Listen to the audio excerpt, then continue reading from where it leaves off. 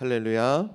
네, 이 시간에도 하나님을 예배한 우리 성도들에게 오늘 사도 바울이 이야기했던 주님의 은혜가 꼭 함께 할 수 있기를 주의 이름으로 축원합니다.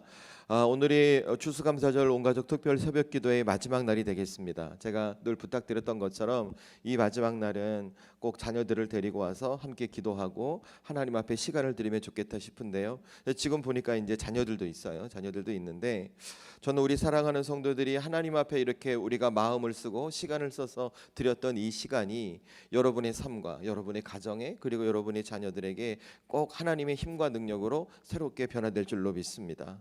아브라함의 하나님, 이삭의 하나님, 야곱의 하나님이 늘 그들의 인생의 중심이 되어주셨던 것처럼 지금 여러분의 하나님이 여러분의 자녀의 하나님이 되어주시고 그 여러분의 자녀의 하나님이 또 그 자녀의 하나님이 되어주심으로 여러분의 삶을 늘 지키시는 우리 하나님의 은혜가 여러분들의 삶 가운데 함께 할 수 있기를, 그 은혜와 축복이 여러분을 꼭 지켜갈 수 있기를 주의 이름으로 축원합니다. 네, 오늘은 함께 읽으신 말씀 로마서 12장 1절과 2절 말씀을 중심으로 해서 다시 하나님께 드리라라는 제목의 말씀을 나누고 여러분 기도하면 좋을 것 같습니다. 제가 오늘은 이렇게 마무리하려고 합니다. 함께 읽은 말씀을 통해 여러분과 함께 말씀을 나누고 그 위에 서로 찬양하고 기도하고 축복하고 축도함으로 오늘 마치려고 합니다. 그래서 여러분 서로 함께 사랑의 마음으로 기도해 줄 수 있는 시간이 되기를 원합니다. 사실 이 시간이 되잖아요. 맨 마지막 날이 되면 저도 그런 것 같아요. 이제 끝났다, 이제 오늘이 마무리구나, 이런 생각을 많이 하게 돼요. 사실은 특별히 시간을 드리고 더 마음을 들여서 이 새벽에 더 마음을 써서 하나님 앞에 예배하잖아요. 아마 우리 성도들도 마음 한켠에 그런 마음이 있으실 거라 생각해요. 하지만 저는 이 특별 새벽 기도회를 마무리하면서 우리 성도들이 그러지 않으셨으면 좋겠어요. 끝난다, 이제 다음 주부터 좀 잘 수 있다, 이런 생각도 하시겠지만 그보다 우리가 더 많은 것을 가져야 될 게 무엇이냐면 지난 한 주간 나눴던 말씀을 기억하고 다시 그 말씀을 내 중심에 넣어 여러분의 삶을 하나님이 원하시는 믿음의 삶을 살아가기로 결단하는 것이죠. 저는 그래서 우리가 꼭 놓치지 말아야 할 것이 있다고 말씀드리고 싶어요. 이것은 제가 개인의 삶에서도 마찬가지입니다. 그리고 우리 성도들의 삶에서도 그렇게 하길 바라면서 제가 목회하고 있어요. 그게 무엇이냐면 여러분 이미 알고 계시는 거예요. 우리가 갖고 있는 기독교 신앙은 삶과 분리될 수 없다는 것입니다. 우리의 믿음과 신앙은 우리의 삶을 떠나서 설명될 수 없다는 것입니다. 여러분, 제가 지금까지 이 목회의 자리를 지켜가면서 정말 많은 분들을 만났거든요. 교회 안에서 정말 많은 분들을 만났는데 제가 그때마다 깨닫게 되는 것이 무엇이냐면 이렇게 좋은 분들이 계실 수 있나? 라는 생각이 들 만큼 모두가 다 좋은 분들이셨어요. 늘 웃으셨고 늘 매너가 좋으셨고 누구보다 친절하셨고 누구보다 상대를 존중해 주셨고 더 감사한 것은 힘들고 불편한 일이 할지라도 늘 은혜를 고백하고 하나님의 인도하심과 일하심을 기대하는 분들이, 제가 만났던 교회에서 만났던 모든 분들이 그랬어요. 저한테 한 번이라도 거친 말씀 하신 적이 없어요. 한 번이라도 세상에서 말하는 나쁜 말을 하신 적이 없어요. 제가 목사라서 그런지 모르겠지만 모든 분들이 그러셨어요. 그런데 저는 이런 그리스도인의 삶의 모습, 삶의 태도가 교회에서만 드러나는 것이 아니라 저와 여러분이 살아가는 일상의 삶, 여러분의 가정, 직장, 그리고 주변의 관계 속에서 그 모습이 드러나야 한다는 것입니다. 왜 그러냐면 이것은 저와 여러분을 구원해 주신 예수님의 명령이기도 하기 때문에 그래요. 여러분 나중에 마태복음 5장 13절 이하를 쭉 보세요. 예수님께서 산상수훈의 말씀을 하시면서 저와 여러분 하나님의 자녀들에게 뭐라고 말씀하셨냐면 너희는 세상의 빛과 소금이다, 이렇게 말씀하셨어요. 예수님을 믿는 저와 여러분에게 너희가 세상의 빛과 소금이다 이렇게 말씀하셨지 교회의 빛과 소금이다 이렇게 말씀하시지 않으셨어요. 그러니까 여러분, 이것은 어떻게 우리가 이해를 하셔야 되냐면 저와 여러분이 갖고 있는 믿음의 능력이 어디서 드러나야 할까요? 여러분의 삶에서 드러나야 되는 거예요. 저와 여러분이 갖고 있는 신앙의 실력이 어디서 드러나야 되는가? 여러분이 살아가는 개인의 일상의 삶에서 드러날 수 있어야 한다는 겁니다. 왜냐하면 우리가 살아가는 삶의 터전이 이 세상이기 때문에 그래요. 그 때문에 제가 말씀드렸죠. 우리 새벽기도 첫째 날 시작하면서 저와 여러분에게 하나님의 자녀라는 영적 신분이 있다고요. 그래서 우리가 이 세상을 살아갈 때 세상의 사람들과 더불어 살아가지만 이 세상을 살아가는 방식이 어떤 방식이어야 돼요? 세상의 방식이에요? 하나님의 방식이어야 돼요? 우리는 하나님의 방식이어야 돼요. 그래서 우리에게 절대 놓치지 말 게 무엇이라고요? 여러분의 말, 태도, 눈빛, 외모, 옷 입는 거, 생각하는 거, 가치, 추구, 방향, 그 모든 것들이 어디에 서 있어야 된다? 하나님의 말씀 위에 서 있어야 된다. 그래서 여러분 기도하셔야 된다라고 말씀드렸어요. 여러분 진짜 우리에게 중요한 건 뭐냐면, 우리에게 진짜 참 신앙이 뭔지 물어봤을 때 뭐라고 대답할 수 있냐면, 여러분 참 신앙은 내가 성경을 많이 아는 게 아니에요. 참 신앙은 내가 기도를 많이 하는 게 아니에요. 참 신앙은 예수님이 어떤 분인지 하나님이 어떤 분인지 지식적으로 아는 게 아니에요. 그러면 참 신앙의 삶이 뭔지 아세요? 참 신앙은 내게 주어진 삶을 하나님의 방식으로 살아내는 거예요. 그럴 때 하나님이 우리 삶에 역사하세요. 그럴 때 우리 삶에 일하세요. 어떤 문제, 어떤 상황, 어떤 현실에서도 세상에 줄 수 없는 하늘의 방법을 통해 우리의 인생을 새롭게 빚어가시는 거예요. 그러니까 세상에 볼 땐 우리가 이해가 안 돼요. 여러분 이 새벽, 토요일 날 새벽에 한 주간 열심히 일하고 새벽 5시부터 우리 찬양팀들은 4시 10분 15분 되면 와서 이 새벽에 와서 이러고 있는 게 이해가 안 되는 거예요. 그들은 납득이 안 되는 거예요. 이 시간에 뭐 해야 돼요? 자야죠. 어젯밤에 불타는 금요일이었는데 그들 표현으로 좀 달려야죠. 그렇게 사는 것이 훨씬 좋은 거죠. 그런데 우리는 그렇지 않은 거예요. 우리는 새벽을 하나님 앞에 드려요. 우린 하나님 앞에 말씀을 붙들어요. 우리 삶에 적용해요. 왜? 그것이 우리가 살아가는 삶의 방식이고, 그것이 우리가 이 땅 가운데 세상의 빛과 소금으로 살아내며 하나님의 살아계심을 드러낼 수 있는 유일한 방법이기 때문에 그래요.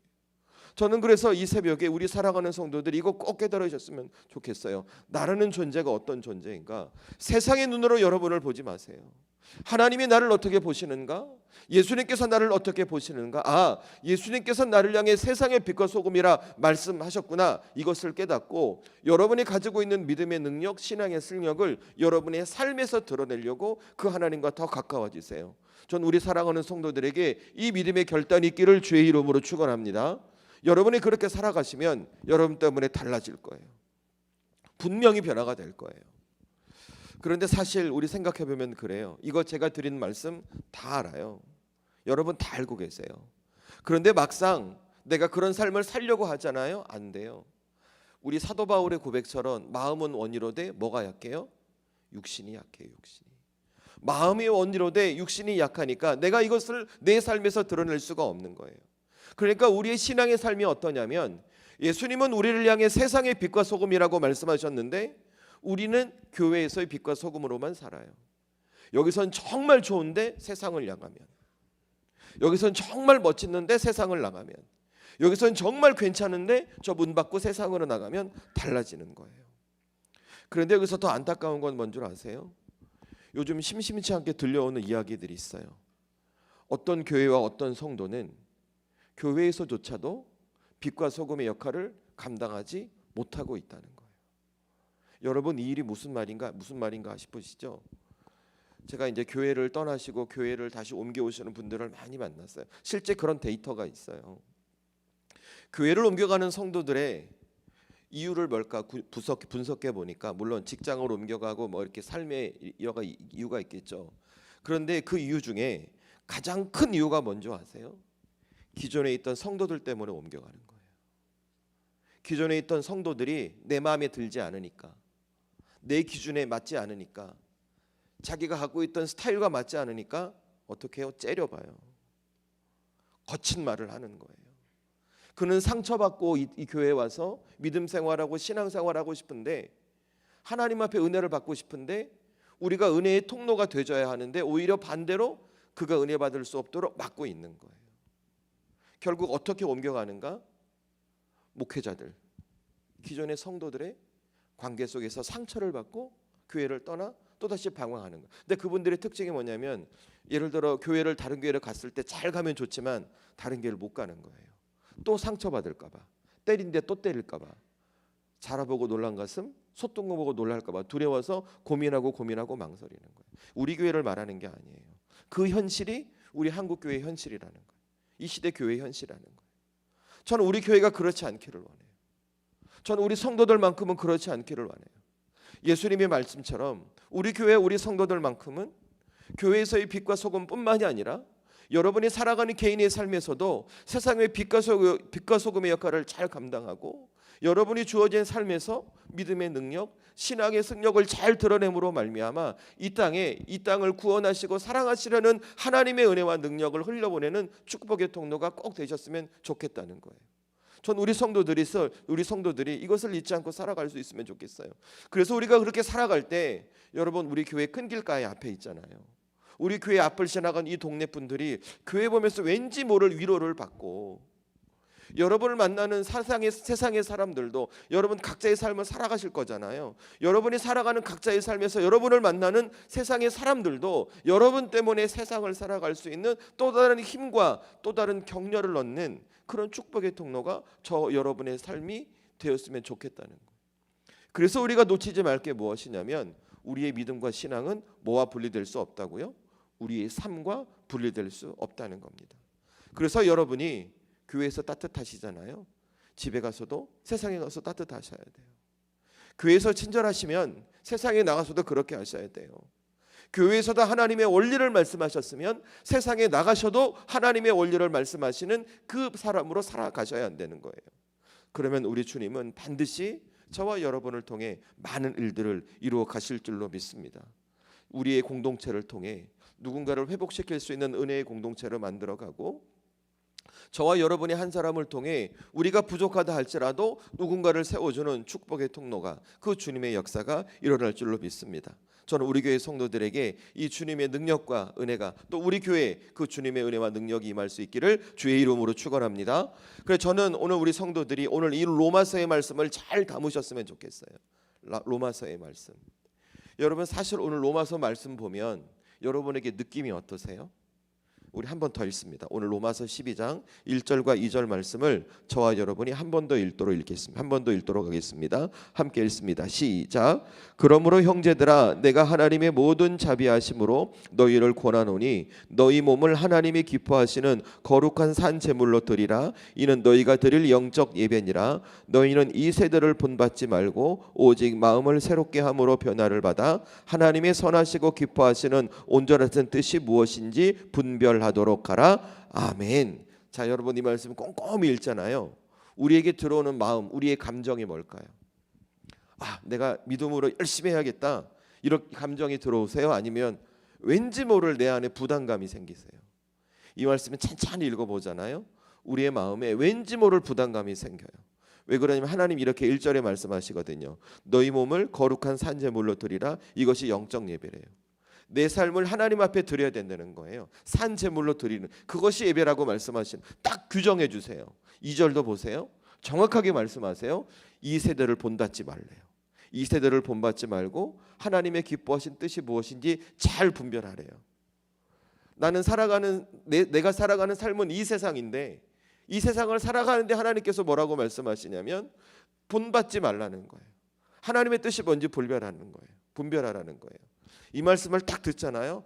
내가 이래야지라는 마음의 용기보다 이거 내가 어떻게 해야 되지라는 마음의 부담감이 훨씬 커지는 거예요. 왜냐하면 오늘 예수님께서 이 말씀을 통해 우리에게 바라시는 것은, 여러분, 세상의 흐름에 따라가는 존재가 아니라 이 세상을 거슬러 가야 할 것 같은 하나님 앞에 구별된 존재로 살아가야 되는 것이 오늘 이 말씀이거든요. 여러분, 그렇지 않아요? 저만 그런가요? 여러분, 이 말씀 그렇지 않아요? 그죠? 사실은 틀리지 않을 거예요. 왜냐하면 성경이 그렇게 기록하고 있으니까. 그러나 여러분, 이 말씀과 나를 잘 대비해서 보세요. 여러분이 하나님 앞에 나를 거룩한 산제물로 드릴 때 기쁨으로, 감사함으로 하시겠지만, 기쁨과 감사함이 커요? 부담이 커요. 세상을 본받지 아니하고 이 말씀에 이야기하는 것처럼 하나님 앞에 거룩한 존재로 하나님의 뜻을 분별해 가는 것, 내게 쉽고 감당하기 편안한 일이에요? 아니요, 그렇지 않다는 거예요. 마치 어떤 것과 같냐면, 내가 이 말씀대로 살려면 내가 이 세상에서 세상과 나 사이에 담을 쌓아야 될 것 같은 거예요. 이 세상은 다 틀렸고 하나님만 맞는 거야. 그러니까 내 삶은 세상을 부정하고 담 쌓고 나 혼자 살아가야 하는 것 같은 느낌을 주는 것이 이 말씀이라는 거예요. 근데 제가 결론부터 말씀드리면, 오늘 예수님은 우리에게 그런 말씀을 하시지 않아요. 여러분이 만약 그 말씀을 그렇게 이해하고 받아들이셨다면 여러분 오늘 예수님께서 사도 바울을 통해 주시는 이 말씀의 의미와 의도를 여러분이 잘못 보셨다는 거예요. 그러면 오늘 예수님께서 이 말씀을 주시는 뜻과 의미와 그 의도가 뭘까? 여러분 딱 한 가지예요. 오늘 예수님께서 주시는 말씀은 이 말씀의 핵심이 무엇인가? 우리에게 바꾸라고 말씀하지 않으셨어요. 오늘 12장 1절 말씀 제가 읽을 테니까 잘 보세요. 그러므로 형제들아 내가 하나님의 모든 자비하심으로 너희를 권하노니 너희 몸을 하나님이 기뻐하시는 거룩한 산 제물로 드리라. 이는 너희가 드릴 영적 예배니라. 아멘. 자, 하나님께서 우리 보고 바꾸라 말씀하셨어요? 아니면 지금 뭐라고 말씀하셨어요? 뭐라고? 성경 보니까 영적 예배 앞에 거룩한 산 제물로 뭐 하라고요? 드리라고요. 드리라고. 여러분 우리의 몫은 세상을 우리가 바꾸는 게 아니에요. 우리의 몫은 우리가 하나님 앞에 나를 드리는 거예요. 이 말씀 붙들고 내가 세상과 등지고 세상과 싸우고 밖에 나가서 예수천국 불신족을 외치고 그렇게 안 믿으면 다 지옥 갑니다 라고 말할 수도 있겠죠. 그런데 하나님께서 우리들에게 진짜 바라는 게 무엇인가? 그렇게 세상과 등지고 싸우는 게 우리의 몫이 아니라는 거예요. 오히려 반대라는 거예요. 오히려 반대라는 것. 무슨 말인가? 오늘 예수님께서 우리에게 진짜 원하시는 신앙이 무엇인가? 우리가 세상을 향해 세상을 등지고 신앙을 지키는 삶이 아니라 이 세상 한복판에서 우리의 삶을 예수님께 드리는 믿음의 삶을 살 수 있으셔야 한다는 거예요.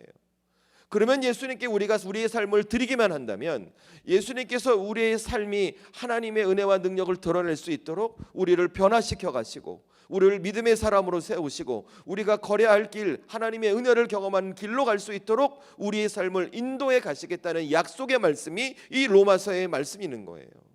그래서 여러분 이거 아셔야 돼요. 변화는 내가 만드는 게 아니에요. 변화는 저와 여러분이 만들 수 있는 거 아니란 말이에요. 여러분 우리 스스로 답해 보세요. 나 잘 변해요, 안 변해요? 스스로 안 변해요. 제가 아무리 얘기해도 안 변해요. 왜 그런 줄 아세요? 평생을 그렇게 살아와서 내 안에 굳어져 있거든요. 그러니까 귀는 그렇구나. 그래 그런데 실제 삶에서 적용이 안 변해요. 그럼 누가 변화시켜 주는 줄 아세요? 내가 예수님께 나를 드릴 때, 내가 예수님께 나를 드릴 때 그 예수님께서 나를 받으시고 나를 변화시켜 가시는 거예요. 그러니까 우리의 몫은 내가 나를 변화시켜 가려는 것이 아니라 드리라는 이 예수님의 말씀에 내가 순종해서 그 예수님 앞에 내 삶을 드리는, 내가 나를 드리는 거예요. 그러면 예수님이 우리를 받으시고 성령의 역사를 통해 우리의 마음에 감동을 주세요. 깨닫게 하시고 변화시켜서 새로운 길로 우리를 인도해 가신다는 거예요. 그러니까 오늘 이 말씀은 우리에게 무거운 말씀이 아니라 우리가 어떻게 살아가야 이 세상에서 진짜 하나님의 자녀로 예수님을 드러낼 수 있는 믿음의 사람으로 살 수 있는지 그것을 설명해 줄 수 있는 예수님의 말씀이라는 거예요. 그런데 문제는 이 말씀을 듣는 우리가 그렇게 생각하지 않아요. 내가 하나님 앞에 드려야 한다고 생각하니까 어떻게 생각하냐면 내가 더 완벽해져야 된다고 생각해요. 내가 하나님 앞에 드려야 되니까 완벽해져야 된다고. 내가 하나님 앞에 지금보다 더 성실해야 된다고. 더 진실해야 된다고. 더 신실한 믿음의 사람으로 하나님 앞에 드려야 돼. 이렇게 생각하는. 물론 그거 나쁘지 않아요. 하나님 앞에 나를 구원해 주신 하나님 앞에 내가 하나님께 드린다는 건 얼마나 귀하고 복된 일이에요. 그러나 우리 솔직히 이야기하십시다. 그거 쉬워요? 여러분 목사인 저도 힘들어요. 제가 이 말씀 준비하려고 얼마나 고민하고 애쓰고 노력하는 줄 아세요? 이 완벽하게 만들려고 더 신실하고 더 진실하고 더 여러분의 마음에 감동을 주는 하나님의 말씀을 전하려고 얼마나 애쓰고 노력하는 줄 아세요? 근데 완벽해요? 아니요, 완벽하지 않아요. 쉽지 않아요. 내가 아무리 애쓰고 노력하고 수고해도 이게 완벽해질 수가 없어요. 내 능력이 아무리 뛰어나도 하나님 앞에 내가 온전한 것을 드릴 수 없어요. 왜? 우리의 대상이 완전하신 하나님이시기 때문에 그래요. 그런데 우리는 완전하지 않은 존재란 말이에요. 한계를 가진 피조물이란 말이에요. 그러니까 어떤 일이 생기냐면 내가 하나님 앞에 완벽하려고 했을 때마다 내가 흔들려요. 나는 완벽하려고 하는데 결과는 완벽해지지 않는 거예요. 나는 흔들리지 않으려고 하는데 나는 흔들려 버리는 거예요. 나는 넘어지지 않으려고 하는데 나는 어때요? 넘어지는 거예요. 그러니까 그런 나를 보면서 내가 뭐라고 하는가? 내가 나를 정죄해요. 겉으로 판단하기 시작하는 거예요. 스스로 나는 왜 모양이야? 나는 왜 늘 애써도 이 모양 이 꼴이야? 나는 안 돼? 나는 할 수 없는 거? 자꾸 이러면서 스스로 자포자기 하는 거예요. 그런데 저는 우리 사랑하는 성도들이 오늘 이 말씀을 보면서 여러분이 하나님 앞에 들을 때마다 위로와 힘을 얻으셨으면 좋겠어요. 왜 그러냐면 우리의 드림의 대상이 되는 하나님이 어떤 분이신지, 그 예수님이 어떤 분이신지를 오늘 성경에서 사도 바울이 예수님을 통해 잘 설명하고 있기 때문이에요. 여러분 잘 보세요. 1절 말씀 다시 보세요. 그러므로 형제들아 내가 하나님의 모든 자비하심으로 너희를 권하노니. 아멘. 이렇게 말씀하고 있죠. 하나님이 어떤 분이에요? 하나님의 성품을 지금 1절에서 어떻게 설명해요? 하나님의 자비하심. 자비하심. 여러분 자비가 뭘까요? 제가 곰곰이 봤어요. 제가 헬라어 원어도 봤어요. 이 자비하심이 뭐냐면 제가 헬라어 원어 성경으로 보니까 오이크리모스라는 단어를 써요. 그러니까 이게 어떤 마음의 상태를 말해요. 그러니까 이런 거예요. 자비, 긍휼. 우리 세상에서 누군가 이렇게 힘들고 어려운 사람 보면 예를 들어 우리 가끔 뭐 이렇게 월드비전 이런 거 이렇게 영상 보면 초등학교 2학년, 3학년 학생이 재활용을 뒤지고 있어요. 플라스틱 페트병을 주워가지고 그거를 자기 신발 주머니에 막 넣고 있는 거야. 그거 보면은 왜 그러니 물어보니까 우리 할머니가 이거를 하시면 재활용해서 돈을 벌 수 있어요. 300원, 500원. 초등학교 끝나고 1학년, 2학년짜리가 그걸 막 이렇게 집에 가 보면 집도 그냥 허름하고 반찬 할머니 몸 아프시고 그러면서 한 달에 후원 막 여러분 어때? 그런 거 보면 마음이 어때요? 나도 모르게 울컥하고 짠하고 막 눌러야 될 것 같고 뭐 보내야 될 그런 마음이 들죠. 그죠? 그게 자비와 긍휼의 마음이거든요. 오늘 하나님이 저와 여러분을 그렇게 보신다는 거. 저와 여러분이 하나님 앞에 드릴 때 우리가 완전하지 않더라도 하나님은 우리를 자비하신 우리를 받으신대요. 우리의 연약함, 우리의 고통, 우리의 부족함을 보시고 그냥 계시지 않고 우리에게 나와 손 내미신다고 오늘 성경이 말하고 있는 거예요. 그런데 여러분 이 말씀 보면서 제가 은혜 받았던 게 뭐냐면 제가 문법적으로 해석을 해보니까 이 말씀이 어떤 말씀인가? 단수로 쓰이지 않아요. 자비하심이 들어간 문구가 복수예요. 복수. 여러분 단수 복수 문법에서 무슨 말인 줄 아시죠? 단수는 한 번, 복수는 여러 번, 많은 대상 이렇게 말하는 거예요. 자 그러면 생각해 보세요. 오늘 하나님의 자비하심을 제가 설명드린 그대로 직역하면 어떤 의미인가? 저와 여러분이 하나님 앞에 내 삶을 드릴 때 내가 부족해도 내가 온전하지 않아도 내가 완벽하지 않아도 내가 예수님께 드릴 때 하나님께 드릴 때 하나님은 나를 붙드시고 나를 온전케 하시는 거 되겠다는 거예요. 그것이 한 번뿐만이 아니라 우리가 매 순간 하나님 앞에 드릴 때마다 하나님 그렇게 하시겠다는 거예요. 왜? 그분은 자비하신 하나님 되시거든요. 우리의 연약함, 우리의 부족함을 아시고 견딜 수 없어 우리를 붙드시는 자비하신 주님 되시기 때문에 그렇다는 거예요. 그래서 여러분 우리가 하나님 앞에 드리는 것은 내가 완벽해서 드리는 게 아닌 거예요. 나를 구원하신 그 예수님의 은혜, 하나님의 자비하심 때문에 내가 나를 예수님께 드리는 거예요. 그래야 여러분의 삶의 드림이 하나님이 기뻐하시는 거룩한 산 제사가 될 수 있다는 것입니다. 저는 그래서 이 새벽에 우리 살아가는 성도들이 뭘 깨달아야 되는가? 내가 꼭 의지해야 될 것은 예수님의 자비하심이구나. 하나님의 자비하심이구나. 이것을 믿고 내 삶을 들어야 되겠구나. 그럴 때 우리 주님 나를 기뻐 받아주시고 나와 삶에 동행하시는 거룩한 산재로 내 인생을 바꾸시는구나. 여러분 이것을 깨달으시라는 거예요. 전 우리 살아가는 성도들에게 이 주님의 지혜가 있기를 주의 이름으로 축원합니다. 그래서 여러분이 갖춰야 할 신앙의 태도가 뭔지 아세요? 오늘 이 예배가 맞춰지고 여러분이 이 문을 나서는 순간 나는 어떤 삶을 살아가는가? 예수님 앞에 드리는 삶을 살아가는 거예요. 여러분이 가지고 있는 그것이 무엇이든 내 것을 예수님께 드릴 수 있는 믿음의 사람이 되시라는 거예요. 여러분의 마음도, 여러분의 정성도, 여러분의 시간도, 여러분이 갖고 있는 물질도, 여러분이 가지고 있는 좋은 것만이 아니라 내게 가장 좋지 않은 거라고 생각하는 아픔과 상처도, 괴로움도, 그리고 이 감당할 수 없는 이 막막함도 그 주님 앞에 드리시는 거예요. 왜? 우리 주님은 골라받는 분이 아니시거든요. 우리 주님은 내가 주님 앞에 가장 좋은 걸 드릴 때 기뻐하시는 분이 아니시거든요. 내가 주님 앞에 가장 귀한 것 드렸다는 그 마음 너무 고마운 마음이에요. 그런데 여러분 이 말씀 잘 생각해 보세요. 우리 주님은 우리에게 좋은 것만 받기만을 바라지 않으세요. 여러분 이렇게 우리 자녀들이 있으니까, 우리 여기 지금 이 공간에 자녀들이 있으니까, 여러분의 자녀가 여러분에게 무언가를 줄 때 내가 당장 아프고 힘들어요.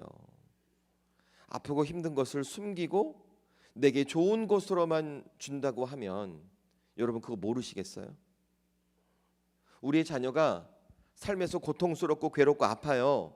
그거 숨기고 내게 좋은 것만 주면 내가 기쁨으로 받아들이시겠어요? 자녀가 아프고 힘들다는 거 여러분 모르시겠어요? 우리 그렇지 않잖아요. 대번에 알잖아요. 지금 이곳에 우리의 자녀, 어린 자녀 데리고 오신 성도님들 계세요. 걔들 기르시잖아요. 또 우리 지금은 장성했지만 우리 자녀들 키울 때 볼 때 생각에 한번 돌이켜 보세요. 여러분 학교 갔다 온 그 녀석 뒷모습만 봐도 쟤 뭔 일 있다 알아요, 몰라요? 알아요. 표정만 딱 봐도 쟤 뭔 일 있다 없다 아세요, 모르세요? 아세요. 그 아이가 말을 안 하잖아요. 질문에 대해서 말을 하잖아요. 부모는 밤새 잠 못 자요. 이 녀석 무슨 일이 있지? 뭐 때문에 그렇지? 내일 내가 물어볼까? 아니면 기다릴까? 학교에 전화해볼까? 어떻게 해볼까? 부모는 밤새 잠 못 자고 별의별 생각을 다 해요. 왜? 이 자식이 내 자식이거든. 내 자녀거든요. 내 눈에 넣어도, 눈에 너무 아프긴 하겠지만 어쨌든 눈에 넣어도 안 아플 만큼 내가 사랑하는 내 자녀거든요. 여러분 이거 예수님과의 관계도 똑같은 거예요. 우리를 구원하신 예수님은 당신의 육신을 십자가에 내어주시면서 우리를 구원해 주시고 하나님의 자녀 삼으셨어요. 그러니까 우리의 하나님과의 관계는 하나님 아버지와 하나님의 자녀의 관계인 거예요. 그래서 하나님은 우리에게 좋은 것만을 받지 않으세요. 우리가 지치고 힘들어서 얼굴빛 낯빛만 어두워져도, 여러분이 기도하는 자리에서 내가 한숨만 쉬고 있어도 입으로는 괜찮습니다라고 고백하지만 내 마음 가운데 두려움과 근심이 몰려하고 다 말하지 않더라도 우리 마음에 기쁘고 힘들고 괴로운 상처 그 모든 것 다 아신단 말이에요. 왜? 그분은 우리의 아버지 하나님 되시니까. 그러니까 우리가 지켜야 할 신앙의 모습이 뭔지 아세요? 하나님께 좋은 것만 드리는 게 아니에요. 내 아픈 것도, 고통스러운 것도, 괴로운 것도 하나님 앞에 드리는 거예요. 육신의 질병이 있을 때, 가정에 문제가 있을 때, 관계가 깨어져 있을 때, 어떤 상황 속에서 내가 어떻게 해야 될지 분별이 되지 않을 때 내 고통도 하나님 앞에 드리는 거예요. 그러면 우리 주님 어떻게 하시는가? 우리 절대 밀어내지 않으세요. 우리의 삶을 변화시키십니다. 이런 내 인생을 새롭게 바꿔가십니다. 너 왜 그렇게 살았니? 예수 믿는 네가 왜 그렇게 되었니라고 우리를 정죄하거나 우리를 책망하는 것이 아니라, 그래 잘 왔다, 그래 잘 왔다, 왜 이제서야 말을 했니? 왜 이제서야 말을 했니? 괜찮다, 이제 다시 시작하자.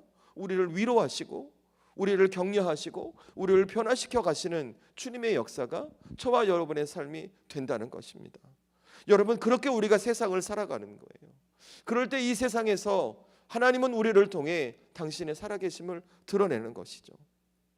저는 그렇게 우리 사랑하는 성도들이 오늘 이 새벽에 다시 한번 이 특별 새벽 기도를 통해 여러분의 믿음과 신앙의 방향을 하나님께 향하고 여러분이 가지고 있는 모든 것을 하나님께 드림으로 여러분의 삶이 거룩한 산제사가 되는 주님의 은혜가 있기를 주의 이름으로 축원합니다.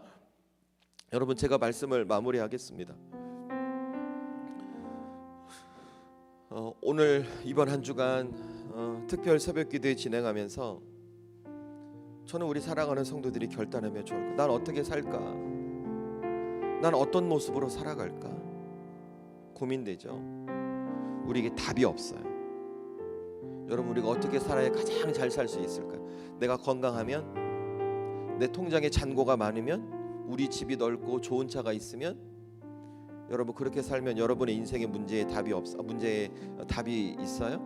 없어요. 또 문제가 생겨요. 또 문제가 생기고 또 문제가 생겨요. 그러면 어떻게 해야 될까? 방법은 딱 하나예요. 우리 인생의 답이 되시고 우리 인생의 길이 되시는 하나님께서 나와 함께 하시는 것. 여러분의 삶의 방향을 돌리세요. 믿음의 방향을 돌리세요. 오늘 말씀을 기억하며 여러분의 삶을 그 하나님께 드리세요. 그럼 여러분을 바꾸시는 거예요. 여러분 이 자리에 모두 오신 것은 아니지만 어린 자녀, 초등학교 1학년, 이제 중학생, 고등학생 된 자녀를 데리고 오신 분들이 있으실 거예요. 저는 우리 사랑하는 자녀들이 우리의 이 모습을 꼭 기억하면 좋겠어요. 아직 어둠이 거치지 않은 이 새벽부터 하나님을 예배하는 아버지의 모습,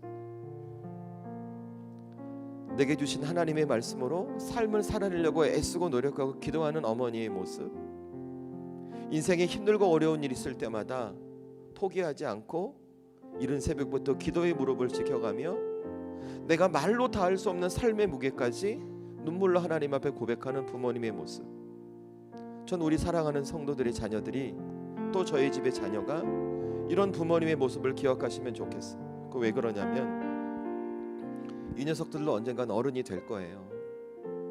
그죠? 그리고 지금 저와 여러분이 경험하고 있는 인생의 고통과 아픔, 그 문제들을 만날 거예요. 그런데 그때 누구를 떠올리는가? 새벽을 하나님 앞에 드리고 눈물로 기도했고 말씀을 놓지 않았던 저와 여러분을 떠올리는 거예요. 아, 그래, 그렇게 힘든 그때 우리 어머니 아버지 새벽마다 교회 가서 기도하셨어. 아, 그때 우리 교회 그 장로님, 그 권사님, 집사님 하나님 앞에 삶을 드리며 은혜 받았었지 라고 그 아이들이 머릿속에 떠올리는 거예요. 그리고 그렇게 하는 거예요. 여러분, 그렇게 우리의 자녀들이 하나님 앞에 무릎 꿇고 말씀대로 삶을 드리는 그 신앙을 배우는 것이 오늘 이 새벽에 이 아이들을 데리고 하나님 앞에 나와 예배하는 자리를 지켜가는 우리의 큰 이유가 되지 않겠습니까? 저는 이번 한 주간의 삶을 통해 여러분의 삶이 왜 하나님을 향해야 되고 여러분의 인생의 주인이 하나님이 되셔야 되는가, 그 이유를 이렇게 기억하시면 좋겠어요. 세상에 있는 우리의 자녀들, 그들이 기억해야 할 모습은 세상에서 돈 많이 버는 부모의 모습이 아니에요. 세상적으로 성공해서 소위 말하는 떵떵거리고 살아가는 부모의 모습이 아니에요. 하나님 앞에 무릎 꿇고 있는 부모의 모습, 힘들어도 다시 하나님께 드리는 믿음의 선배의 모습입니다. 그리고 그 모습을 보고 자란 우리 아이들은 그들의 인생 속에 어떤 풍파가 와도 나를 도우시는 분이 하나님이 되심을 잊지 않습니다. 살아계신 하나님의 은혜를 경험하고 반드시 주님의 역사를 경험하는 복된 자녀가 될 것입니다. 오늘 이 아침에 우리 사랑하는 성도들, 그래서 마지막으로 결단하는 거예요. 나는 내 인생을 앞으로 어떻게 살아갈까? 나는 내게 주신 믿음의 삶을 어떻게 살아갈까? 하나님께 드려야 되겠구나. 내 삶을 하나님께 드려야 되겠구나. 내 인생을 하나님께 드리고 그것이 좋은 것이든 그것이 나쁜 것이든 모든 것을 하나님께 드리고 내 삶을 주관해 가시는 그 주님과 함께 살아가겠구나 라고 결단하고 여러분이 기도하시는 거예요. 여러분, 이 새벽에 우리 이렇게 결단하십시다. 하나님, 제가 먼저 모든 것을 드리겠습니다. 제가 가진 모든 것 하나님의 것입니다. 하나님께 드리고 그 하나님과 동행하는 인생이 되게 하여 주옵소서. 여러분이 그렇게 기다리고 기도하고 기다릴 때 우리 주님은 반드시 우리의 믿음을 우리 자녀의 믿음으로 이어가게 하시고 그 믿음이 또 다음 세대로 이어짐으로 우리의 삶이 하나님이 지키시는 복된 인생이 될 줄로 믿습니다. 전 우리 사랑하는 성도들, 이번 한 주간 이 새벽을 지켜가시면서 여러분의 믿음과 삶이 다시 주님을 향하고 하나님과 동행하는 복된 인생이 될 수 있기를 주의 이름으로 축원합니다.